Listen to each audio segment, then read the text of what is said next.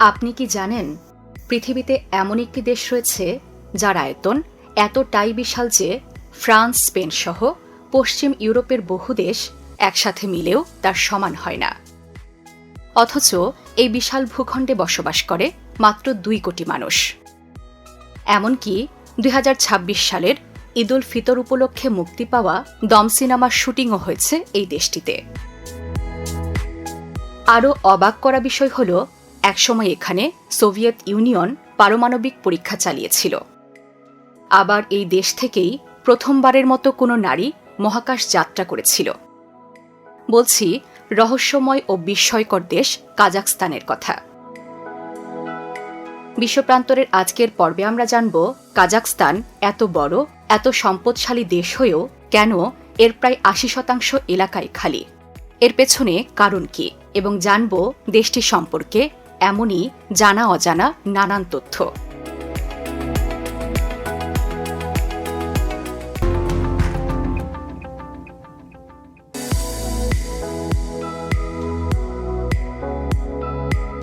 কাজাখস্তান বিশ্বের 9ম বৃহত্তম এবং বিশ্বের দীর্ঘতম সীমান্তের দেশ। এটি মধ্য এশিয়ায় অবস্থিত বিশ্বের সবচেয়ে বড় ল্যান্ডলকড কান্ট্রি এবং প্রতিবেশী রাষ্ট্রগুলোর মধ্যে রয়েছে রাশিয়া, চীন, উজবেকিস্তান ও কিরগিজস্তান। এশিয়া ও ইউরোপের সংযোগস্থলে অবস্থিত হওয়ায় দেশটি ভূ-রাজনৈতিকভাবে বেশ গুরুত্বপূর্ণ। 27,24,900 বর্গ কিলোমিটার আয়তনের এই দেশটিতে বসবাস করে 2,84,00,000 মানুষ। এখানকার জনসংখ্যার ঘনত্ব প্রতি বর্গ কিলোমিটারে মাত্র 7 জন। কাজাখস্তানের রাষ্ট্রভাষা কাজাখ হলেও রুশ ভাষার ব্যবহারও ব্যাপকভাবে প্রচলিত। আর এখানে মুদ্রা হিসেবে ব্যবহৃত হয় টেঙ্গে। আজকের কাজাখস্তানের ইতিহাস হাজার বছরের যাযাবর সভ্যতার ধারাবাহিকতায় গড়ে উঠেছে। এই জীবনধারাই মূলত দেশটির বিস্তীর্ণ জনশূন্যতার অন্যতম কারণ। প্রাচীন তুর্কি গোত্রগুলো ঘোড়া ও পশুপালনের উপর নির্ভর করে জীবনযাপন করত। তারা ঋতু অনুযায়ী এক অঞ্চল থেকে অন্য অঞ্চলে ঘুরে বেড়াত। এর ফলে কখনোই কোনো নির্দিষ্ট এলাকায় ঘনবসতি গড়ে ওঠেনি। ত্রয়োদশ শতকে অঞ্চলটি চলে যায় শক্তিশালী মঙ্গল সাম্রাজ্যের অধীনে। এ সময় সমাজ ব্যবস্থা ও রাজনৈতিক কাঠামোয় গভীর পরিবর্তন আসে। এরপর অষ্টাদশ শতাব্দী থেকে রুশ সাম্রাজ্য ধীরে ধীরে কাজাখ স্টেপ দখল করতে শুরু করে। কাজাখস্তানের সবচেয়ে ভয়াবহ অধ্যায় শুরু হয় সোভিয়েত ইউনিয়নের শাসনামলে। 1929 সালে জোসেফ স্টালিন জোরপূর্বক সমবায়ীকরণ নীতি চালু করেন। যাযাবর পশুপালন ব্যবস্থা ধ্বংস করে মানুষকে রাষ্ট্রীয় খামারে কৃষিকাজে বাধ্য করা হয়। এর ফলে এক ভয়াবহ মানবসৃষ্ট দুর্ভিক্ষ হয়, যা কাজাখ ইতিহাসে আশার শিলিক নামে পরিচিত। 1930 থেকে 1933 সালের মধ্যে এই দুর্ভিক্ষে অনাহার ও রোগে প্রায় 15 থেকে 20 লাখ মানুষ মারা যায়। কিন্তু জনশূন্যতার ইতিহাসে সবচেয়ে করুণ অধ্যায়টি জড়িয়ে আছে আরাল সাগরের ধ্বংসের সঙ্গে। একসময় এটি ছিল পৃথিবীর 4র্থ বৃহত্তম হ্রদ, যার তীরে গড়ে উঠেছিল সমৃদ্ধ মৎস্য শিল্প ও জনবসতি। 1960-এর দশকে সোভিয়েত আমলে তুলা চাষ বাড়ানোর জন্য আমোদরিয়া ও সিরদরিয়া নদীর পানি বিশাল সেচ প্রকল্পে সরিয়ে নেওয়া হয়। এর ফলে আরাল সাগর ধীরে ধীরে শুকিয়ে বিষাক্ত মরুভূমিতে পরিণত হয়, যার নাম দেওয়া হয় আরাল কুম।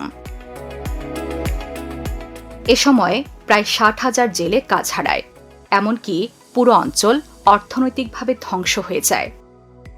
আরও ভয়াবহ সত্য হল, শুকিয়ে যাওয়া তলদেশ থেকে প্রতি বছর প্রায় 1,00,000 টন বিষাক্ত লবণ ও ধুলো বাতাসে ছড়িয়ে পড়ে, যা ক্যান্সার, শ্বাসকষ্ট, যক্ষ্মা ও শিশু মৃত্যুর হার কয়েক গুণ বাড়িয়ে দেয়। এত কিছুর পরেও মধ্য এশিয়ার এই দেশটি তার নামের মতোই আকর্ষণীয় এবং সুন্দর। এটি এমন একটি দেশ যেটি খুবই বাজেট ফ্রেন্ডলি।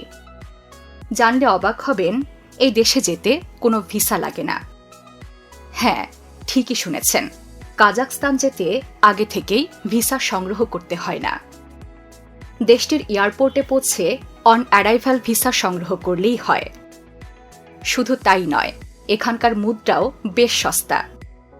এমনকি দেশটিতে গিয়ে আপনি যদি বার্গার খেতে চান তাহলে 90 টাকারও কম দামে সুস্বাদু বার্গার পেয়ে যাবেন। এত কিছুর পাশাপাশি কাজাখস্তানের প্রাকৃতিক সৌন্দর্য যে কোনো দেশের সৌন্দর্যের চেয়ে 1000 গুণ বেশি। দেশটির সৌন্দর্য উপভোগ করতে চাইলে প্রথমে যেতে হবে এর রাজধানী শহর আস্তানায়। শহরে প্রবেশ করতেই চোখে পড়ে এক অনন্য স্থাপত্য, বিখ্যাত বাইতেরেক টাওয়ার। দূর থেকে দেখলে মনে হয় ধাতব কাঠামোর উপর বসানো এক বিশাল সোনালী গোলক যেন সূর্যের আলোকে নিজের ভেতর ধারণ করে আছে। এই টাওয়ারের ওপরে উঠলে এক নজরেই দেখা যায় পুরো শহর, চওড়া রাস্তা, ঝকঝকে আধুনিক ভবন আর দিগন্তজোড়া আধুনিকতার এক মনোমুগ্ধকর দৃশ্য, যা মুহূর্তেই মুগ্ধ করে দেয় দর্শনার্থীদের। এই আধুনিকতার ধারাবাহিকতায় এগিয়ে গেলে দেখা মিলে বিশাল তাঁবুর মতো আকৃতির শপিং ও বিনোদন কেন্দ্র খানসাতির। 2010 সালে নির্মিত স্বচ্ছ ক্যানভাসে ঢাকা এই ভবনের ভেতরে রয়েছে কৃত্রিম সৈকত, গাছপালা আর শপিং জোন। আধুনিক শহরের কোলাহল পেছনে ফেলে এবার চলুন আধ্যাত্মিকতার এক শান্ত জগতে। এই শহরেই রয়েছে মধ্য এশিয়ার তৃতীয় বৃহত্তম মসজিদ নূর আস্তানা মসজিদ। 2005 সালে নির্মিত স্থাপনাটি প্রায় 4000 বর্গমিটার এলাকা জুড়ে বিস্তৃত। এর দৃষ্টিনন্দন সোনালী গম্বুজ ও সুউচ্চ মিনার পুরো স্থাপনাটিকে এক অনন্য সৌন্দর্যে ভরিয়ে তুলেছে। এর প্রশস্ত প্রাঙ্গণ আর নির্মল পরিবেশে দাঁড়ালে মনে হয় যেন শহরের কোলাহল থেকে অনেক দূরে এক শান্ত ও পবিত্র আবহে দাঁড়িয়ে আছি। আরেকটু এগোতেই চোখে পড়ে আরও বিশাল ও রাজকীয় মসজিদ হজরত সুলতান মসজিদ। এই মসজিদটির নামকরণ করা হয়েছে ত্রয়োদশ শতকের শ্রদ্ধেয় সুফি সাধক খাজা আহমেদ ইয়াসাফির সম্মানে। তিনি ছিলেন একজন প্রখ্যাত মুসলিম সাধক, কবি ও দার্শনিক, যার আধ্যাত্মিক প্রভাব আজও মধ্য এশিয়ার সংস্কৃতিতে গভীরভাবে প্রতিফলিত। প্রায় 11 হেক্টর জায়গা জুড়ে বিস্তৃত এই বিশাল মসজিদে একসঙ্গে প্রায় 10,000 মুসল্লি নামাজ আদায় করতে পারেন।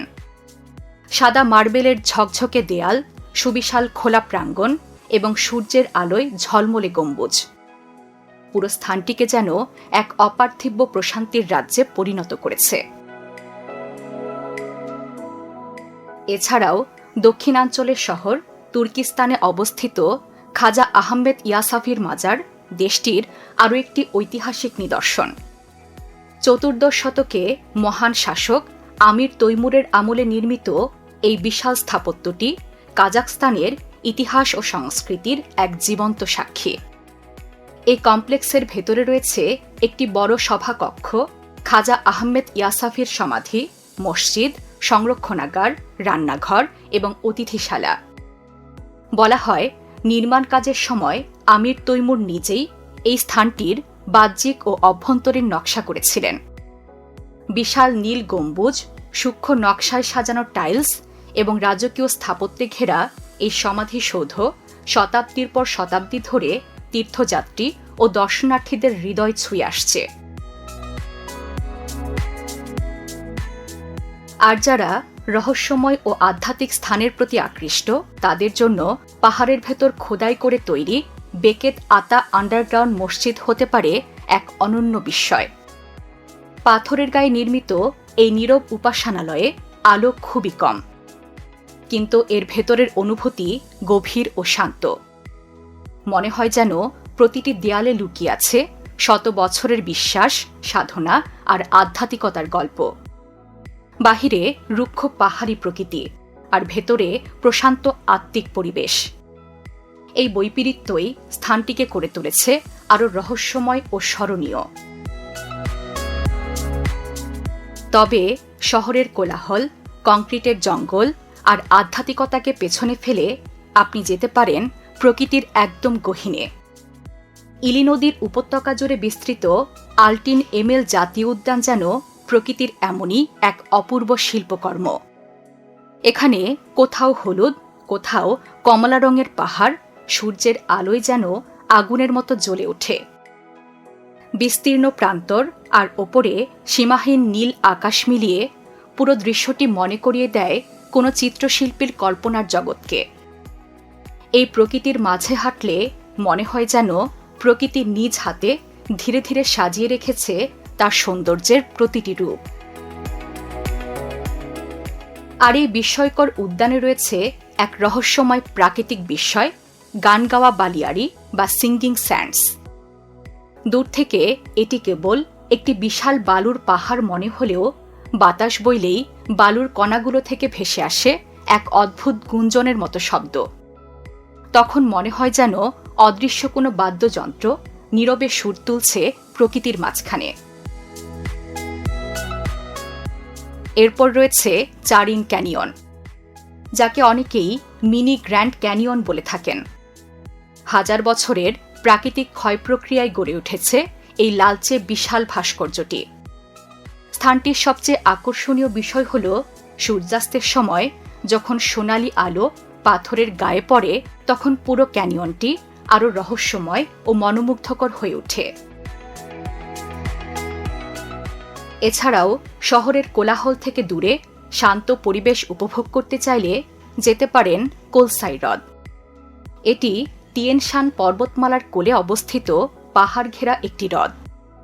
3টি হ্রদের সমন্বয়ে গঠিত এই এলাকা তাদের স্বচ্ছ নীল জলের জন্য বিশেষভাবে পরিচিত। উঁচু পাহাড় আর সবুজ প্রকৃতির মাঝে অবস্থিত এই হ্রদ যেন প্রকৃতির নিঃশব্দ এক শান্ত আশ্রয়স্থল। কোলসাই হ্রদের পাশে অবস্থিত আরও একটি মনোমুগ্ধকর হ্রদ হল কাইন্ডি হ্রদ। এর সবচেয়ে অদ্ভুত ও আকর্ষণীয় দৃশ্য হল পানির ভেতর থেকে উঠে থাকা শুকনো গাছের কাণ্ডগুলো। দূর থেকে দেখলে মনে হয় এটি যেন কোনো ডুবে যাওয়া বন। মূলত 1911 সালের এক শক্তিশালী ভূমিকম্পের ফলে পাহাড় ধসে এই হ্রদের সৃষ্টি হয়। সে সময় পুরো একটি বনভূমি পানির নিচে ডুবে যায়, আর সেই গাছগুলোর কাণ্ড থেকেই এই হ্রদের জন্ম হয়। তবে প্রকৃতির সৌন্দর্যের সঙ্গে ইতিহাসের মেলবন্ধন দেখতে চাইলে অবশ্যই যেতে হবে তামগালি তাস অঞ্চলে। এটি প্রাচীন চারুকলার এক অমূল্য নিদর্শন, যেখানে একসময় কাজাক স্টেপে বসবাসকারী প্রাচীন উপজাতিদের সংস্কৃতি ও জীবনধারার রঙিন চিত্র ফুটে উঠেছে।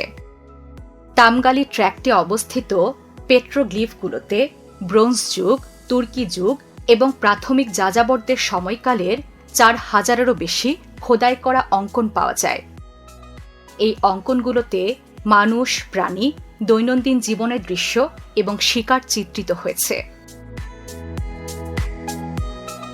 আর সবশেষে ঘুরে আসতে পারেন মনোমুগ্ধকর বোরোভো রিসোর্ট এলাকা থেকে। নীল স্বচ্ছ হ্রদ, ঘন পাইন বন আর পাহাড়ের ছায়ায় ঘেরা এই অঞ্চলকে মানুষ ভালোবেসে বলে কাজাক সুইজারল্যান্ড। এখানে দাঁড়ালে মনে হয় প্রকৃতি নিজেই যেন শিল্পী হয়ে নিখুঁত সৌন্দর্যের এক ছবি এঁকেছে।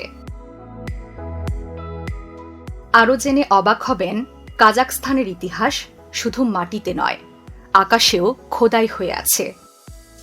দেশটির বিস্তীর্ণ প্রান্তরে অবস্থিত বাইকনুর কসমোড্রোম থেকেই মানব ইতিহাসে প্রথমবারের মতো মহাকাশ অভিযানের এক নতুন অধ্যায় শুরু হয়েছিল।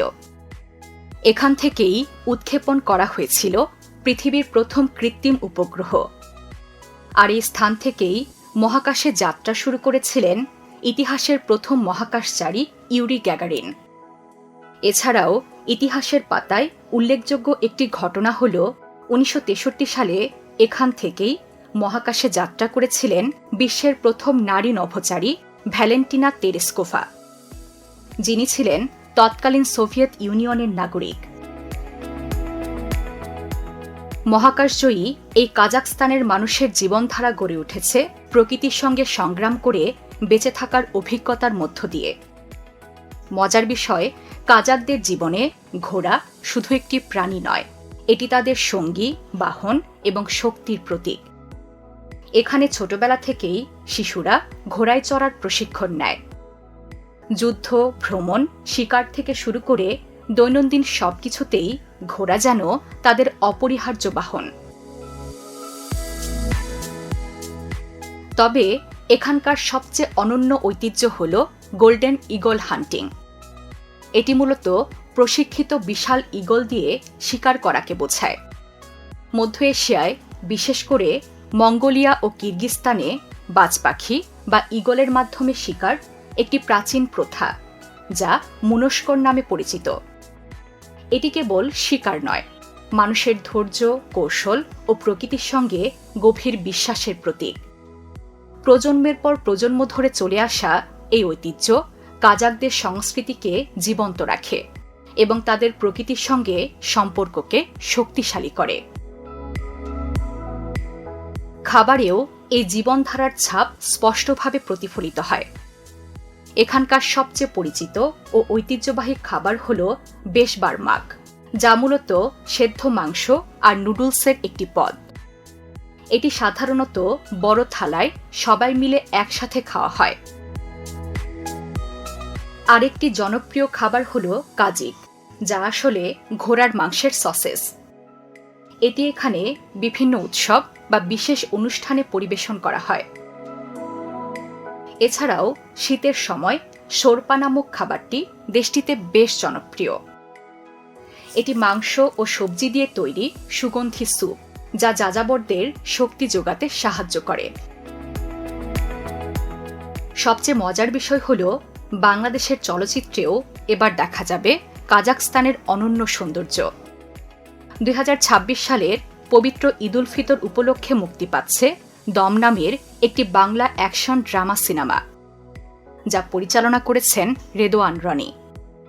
চলচ্চিত্রটির সবচেয়ে বড় আকর্ষণ হল এর কাজাখস্তানের লোকেশন। নির্মাতা ও অভিনয় শিল্পীরা প্রথম শিডিউলেই কাজে লাগিয়েছেন দেশটির দর্শনীয় কিন্তু চ্যালেঞ্জিং ভূদৃশ্য। এর ফলে সিনেমাতে কাজাখস্তানের প্রাকৃতিক সৌন্দর্য এবং রহস্যময় পরিবেশ দর্শকদের চোখে জীবন্তভাবে ফুটে উঠেছে।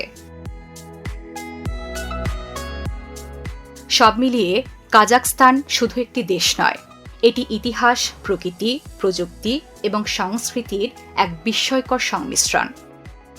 একদিকে বিশাল তৃণভূমিতে সূর্য অস্ত যায়, আর অন্যদিকে এখান থেকেই মানুষ ছুটে যায় মহাকাশের পথে। যারা রহস্য, অ্যাডভেঞ্চার ও ভিন্নধর্মী সৌন্দর্য খুঁজে বেড়ান, তাদের জন্য কাজাখস্তান এক জীবনের স্বপ্নের গন্তব্য, যেখানে প্রতিটি মুহূর্তে নতুন অভিজ্ঞতা অপেক্ষা করছে। বিশ্বের নানা প্রান্তে ছড়িয়ে থাকা এমন জানা অজানা তথ্য জানতে সাবস্ক্রাইব করুন বিশ্বপ্রান্তরে।